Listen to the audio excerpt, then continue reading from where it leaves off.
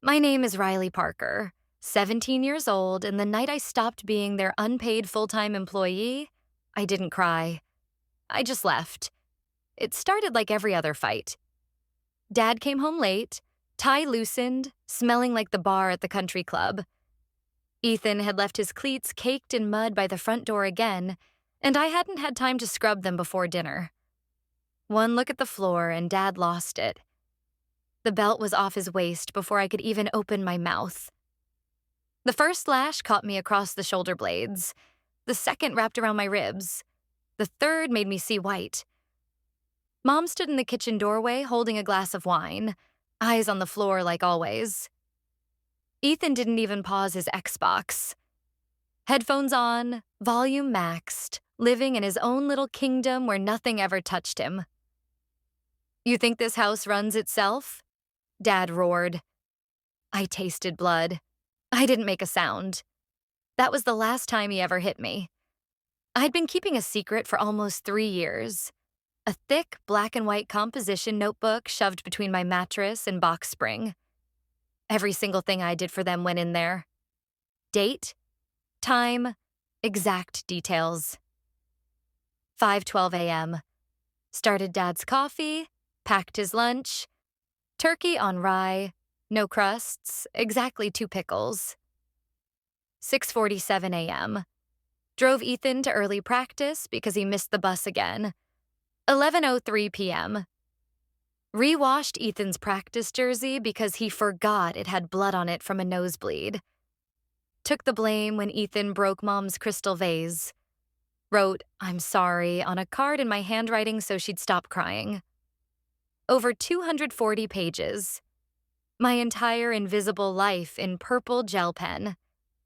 The final family meeting happened on a Thursday in March. Dad sat in his leather recliner like a king holding court. Mom stood behind him, twisting the same dish towel she always twisted when she was nervous. Ethan was on the couch, legs over the armrest, scrolling TikTok. "You've gotten lazy," Mom started, voice shaking just enough to sound disappointed instead of angry. "Ethan says his bathroom hasn't been cleaned in 2 weeks. The laundry is piling up. His uniforms aren't ready for the tournament this weekend." I laughed. One sharp, broken laugh that surprised even me. He's 15. He knows where the washing machine is. Dad was out of the chair so fast the footrest slammed shut. "You do not talk back in this house. You fold his clothes, you scrub his toilet, you make his lunches, or you can get the hell out. Is that clear?" I looked at all 3 of them. Really looked. And something inside me went quiet and cold. "Crystal," I said. I walked upstairs like I was in slow motion. Didn't pack a suitcase. Didn't grab my favorite jeans or my yearbooks or the stuffed giraffe I'd had since I was 4.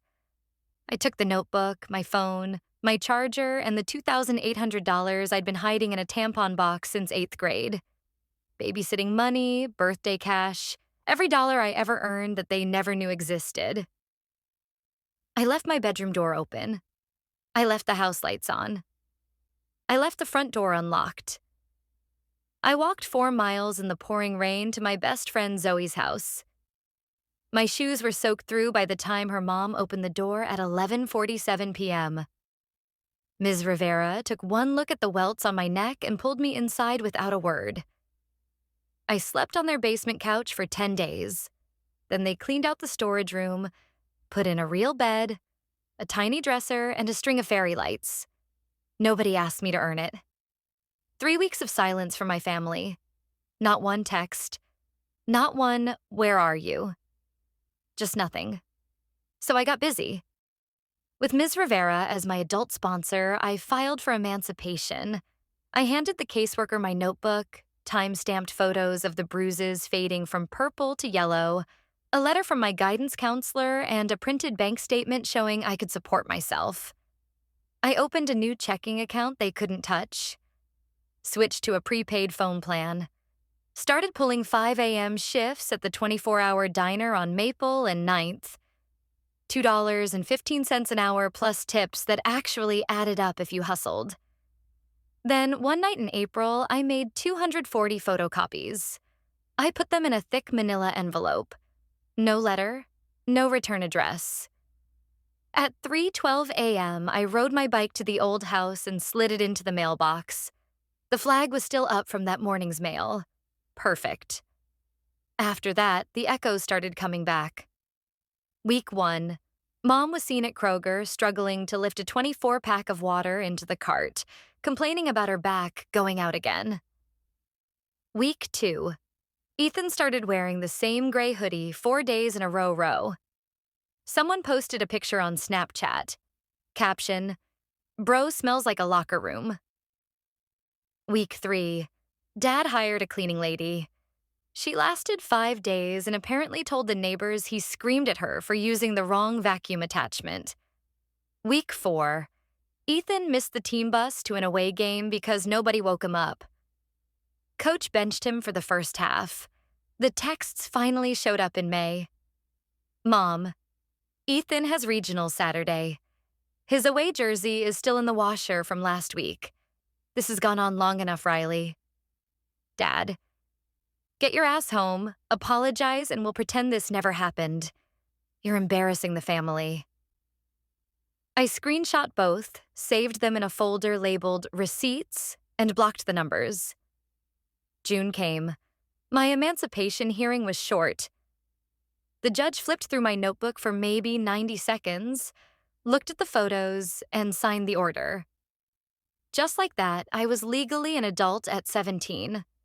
I moved into a 320-square-foot studio above the vintage record store on 12th Street.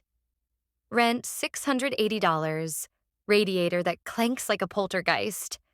Hot water lasts exactly 7.5 minutes. I love every inch of it.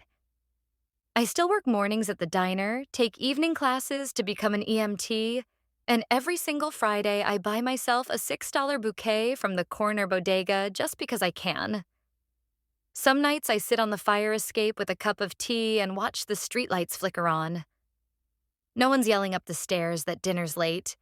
No one's throwing cleats at the wall because I forgot to condition the leather. I still have the original notebook in a fire safe under my bed. I don't open it much anymore.